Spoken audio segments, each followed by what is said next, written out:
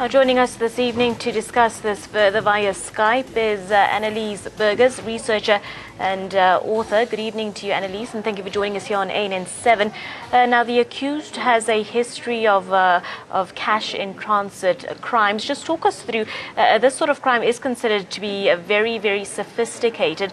Just give us an idea of how these operations usually work. Good evening, Abigail. Yes, just to start off, Thabo Mosia is probably one of those up there in the pantheon of superheroes in the cash in transit world. He's a man known, he's got a rap sheet as long as my arm, and the fact that he has managed to evade the law for such a long time is extraordinary. I think cash in transit heists, it's very important to understand cash in transit heists. There's no one size fits all. In the 90s and in the early 20s, there was this style of cash in transit heists, the very well-known ramming, shooting, very brutal, very hands-on kind of heist. I'm sorry, there's very bad weather here, so I'm slightly affected by that in my ear. But cash in transit heists have changed over the years. Cash in transit heists have developed. The famous way of doing it has become more sophisticated over time. But the one thing that we do know about cash in transit heists is that it's usually organized crime. It's a very organized, highly skilled work, and there's a kind of take no prisoners approach.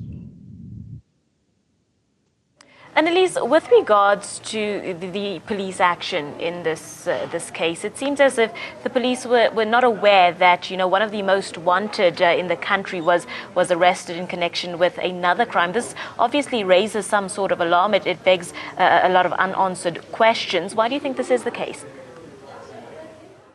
Look, I don't have enough information on the Thabo Mosia case specifically, but what I can say, in terms of the research that I've been doing for the book I'm writing on cash in transit heists, the very alarming issue is that it's not catching these guys. I mean, as far as I know, Thabo Mosia was actually caught on the scene of at least one or two of these cash in transit heists. The issue is actually getting people prosecuted. And that's where the problem happens. You can't just catch people. You actually have to take a successful case to court, and you have to prosecute with proper evidence. And that's the problem. There seems to be the problem with all of these cash in transit heists seem to be at the prosecution level. People get let out on bail and never to be seen again. There's a lot of suggestion, anecdotal evidence of potentially even magistrates being bought off, investigating officers being bought off. It's a very, very problematic crime. And I think it kind of almost shows the deeper problem that we have in the criminal justice system. Well, let's leave it there for now. Annelies, thank you very much for joining us and sharing with us your expertise. Annelies Burgers joining us there via Skype. But joining me this evening in studio to discuss this further is Gloria Sabuye, the mother of Linda Matati, who is the missing girl. Good evening to you. And thank you very much for joining us here on ANN7. We do understand that it's a very, very difficult and sensitive time for your family, so we appreciate you talking to us this evening.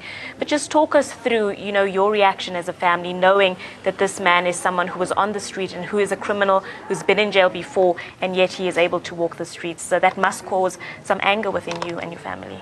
Yes, I'm very angry about that. I just don't even know where to start because it took me long for me to go through the internet and check this guy. That's when I got scared that we are dealing with a big man who's been around for a long time, doing nasty things to people. And with regards to your interaction with police, when bringing these sort of questions to them and seeking answers as a family, do you feel as if they've given you enough answers? Do you think that the investigation is going well and you as a family are feeling content in that way? When we started reporting the case, am I allowed to mention names? Yes, you may. The colonel that we spoke to specifically, Colonel Moronzi, he's the one being blocking us because we had all the points. I asked him that, okay, can't we change the case? Because at first when we reported it as missing. I specifically asked Colonel Moronzi that can we change the case to kidnapping? Because it's not like Linda went to work and never came back. We have a person that was with Linda, and that person is claiming that it dropped off Linda at 2 a.m. in the morning. But when I questioned, because I even spoke to Thabo Mosia, asking him that I don't believe that it's possible. Can a man leave someone at 2 a.m. not seeing if they are going that side, just on the street? He said, no, Linda wanted to get off here and I was going to do my own things. I had other appointments. So you had an opportunity to speak to the accused? Yes. But then Moronzi kept on stopping us. I remember this particular time, it was after 2 months, the missing of Linda. I went back at the police station because I live in Mpumalanga. I drove back again. I asked him, let's change the case. This guy is lying about something. Something is not adding up, because when I spoke to Thabo Happy, he said to me, when I go to the party, I bought drinks and meat for these girls. Then I asked him, I said, Ms. Linda had money that day because I dropped it off at the friends. She told me that they were going to a party. We went to the ATM where she withdrew money. So what he was telling me, it was not... didn't make sense. Yeah, it didn't make sense. Gloria, can I just ask, do you have faith in the police service that they will find your daughter? I know that nobody has been found, and I know you have faith that she is still alive, but do you have faith in the SAPS that they will find your daughter? Yeah, since the case has been changed from Anadil to Linaija, the policeman who's handling the case has been on top of the game. He was able to crack this case in 2 weeks. Yes, I have hope in him. Gloria, because we are running out of time. You know, I can only imagine what yourself and your family is going through. Yes. There's other families going through similar things. What would you say to other mothers out there who have daughters, who have kids, who want to go out and who want to party? You obviously can't curb them from doing that, but just your advice to other families out there who might be going through something similar or who might go through something like this in the future. I know a lot of people are scared. As I was asking around, they are scared of this guy. But it's time now for the community to stand up. We need to put a stop. Our kids need to grow like kids. We can't have kids that are scared to go to the shops, to the parties. What kind of an environment is that? Are we going to bring up our kids? Are we supposed to lock them up in their houses? No, we can't tolerate that. It's time to put a stop on it. That's why I made sure that I need this to be public, to show his friends that it's time to stop now.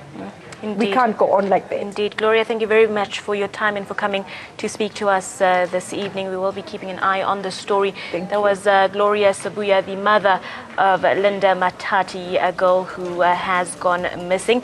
The case was in court today. Stay tuned to ANN7. We are going to keep you up to date with all of the details and developments here. But unfortunately, we have run out of time here on Newsroom Live.